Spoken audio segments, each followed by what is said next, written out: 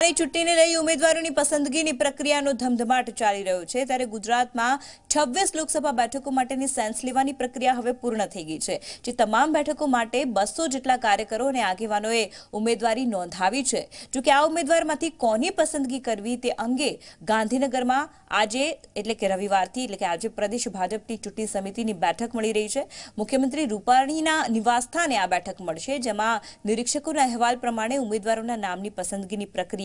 શરૂ કરવામાં આવશે 17મી માર્ચ એટલે કે પ્રથમ દિવસે વડોદરા ભરૂચ પંચમહાલ છોટાઉદેપુર દાહોદ વલસાડ નવસારી બારડોલી સુરત આણંદ અને ખેડાના ઉમેદવારોની અહીંયા નામોની ચર્ચા કરવામાં આવશે જ્યારે 18 અને 19મી માર્ચે અન્ય બેઠકો પરના ઉમેદવારો અંગે અહીંયા ચર્ચા કરવામાં આવશે જે બેઠક ઉપર ઉમેદવારો અંગે સહમતિ નહીં હોય ત્યાંથી 2 થી 3 ઉમેદવારોની પેનલ બનાવવામાં આવશે અને હાઈકમાન્ડને મોકલવામાં આવશે તો હવે આપને જણાવી દઈએ કે કઈ બેઠક ઉપર કોની દાવેદારી છે સૌથી પહેલા ગાંધીનગર બેઠકની વાત કરીએ ગાંધીનગરમાં લાલકૃષ્ણ અડવાણી કે જેઓ વર્તમાન સાંસદ છે અને અમિત શાહ કે જેઓ રાષ્ટ્રીય અધ્યક્ષ છે ભાજપના તેમની દાવેદારી છે તો આ સાથે ખેડા બેઠક પર જેમાં દેવુસિંહ ચૌહાણ કે જેઓ વર્તમાન સાંસદ છે તેમની દાવેદારી છે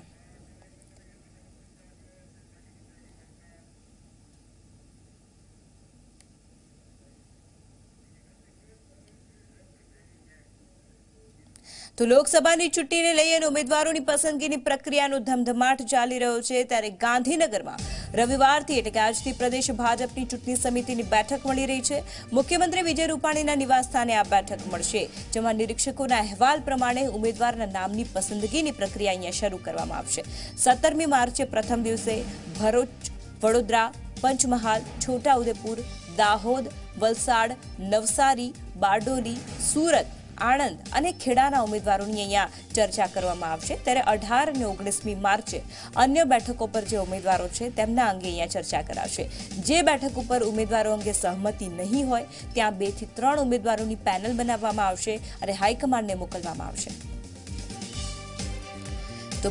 તો બ્રિજેશ દોશી આ વિષય પર વાતચીત કરવા માટે અમારી સાથે સીધા જોડાઈ રહ્યા છે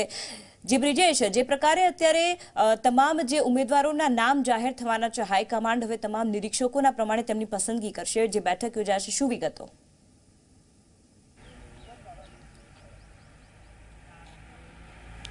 जी ते बात કરવામાં આવે તો હાલ આ જે બેઠક છે પ્રદેશ પાર્લામેન્ટરી બોર્ડની બેઠક છે જેની અંદર જે 3 નિરીક્ષકો બેઠક દીઠ અને સાથે જે જિલ્લો છે જિલ્લાના તમામ આગેવાનો સાથે આ બેઠક કરવામાં આવશે અને તેની અંદર તમામ જે નામો છે તેની ચર્ચા થશે જે સંભવિત દાવેદારો છે જેના નામ આવ્યા છે નીચેથી તેના ઉપર મંથન કરવામાં આવશે આ ઉપરાંત પ્રદેશ મોવડી મંડળના જો કોઈ નામો હોય તો તે નામોને લઈને પણ ચર્ચા થશે જેમાંથી એક પેનલ બનાવી અને પેનલ તૈયાર કરવામાં આવશે આ પેનલ જે છે એ પ્રદેશના નેતાઓ જે છે જ્યારે દિલ્હી જશે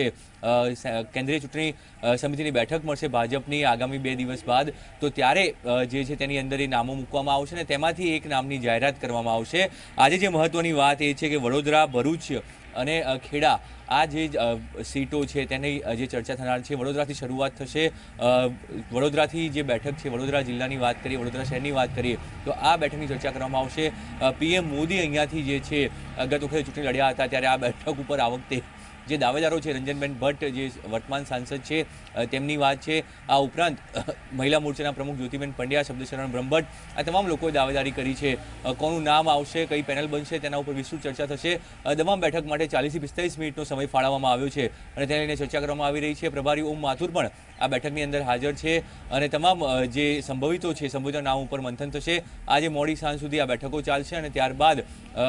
3 દિવસનો આ કાર્યક્રમ છે 3 દિવસની અંદર તમામ 26 બેઠકોની સમીક્ષા પૂર્ણ કરી અને જે પ્રદેશના નેતાઓ છે તેઓ દિલ્હી જશે અને ત્યાં કેન્દ્રીય ચૂંટણી સમિતિના તમામ નામો સોંપવામાં આવશે જી બિલકુલ બ્રિજેશ એટલે આપે જે પ્રકારે જણાવ્યું કે આજે સૌથી પહેલા વડોદરા વિશે વાત કરવાના છે ત્યારબાદ પ્રક્રિયા કઈ રીતની રહેશે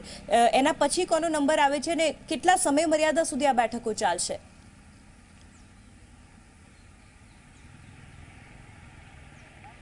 દરેક મેં જે પ્રમાણે કહ્યું પ્રમાણે દરેક બેઠકો માટે 40 થી 45 મિનિટનો સમય ફાળવવામાં આવ્યો છે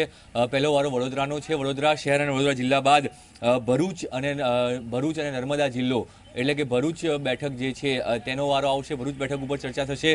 ત્યારબાદ પંચમહાલ ખેડા અને મહીસાગર એટલે આ 3 જિલ્લાઓની વાત છે એટલે પંચમહાલ અને ખેડા લોકસભા બેઠક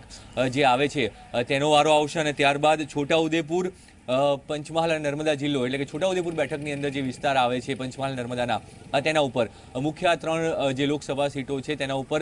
ચર્ચા કરવામાં આવશે પહેલા તબક્કાની અંદર બપોરે 12 વાગ્યા સુધીમાં અને 12:30 સુધી જે છે આ 4 બેઠકો ઉપર જે છે ચર્ચા થનાર છે. જી આભાર બ્રિજેશ સમગ્ર માહિતી બદલ. તો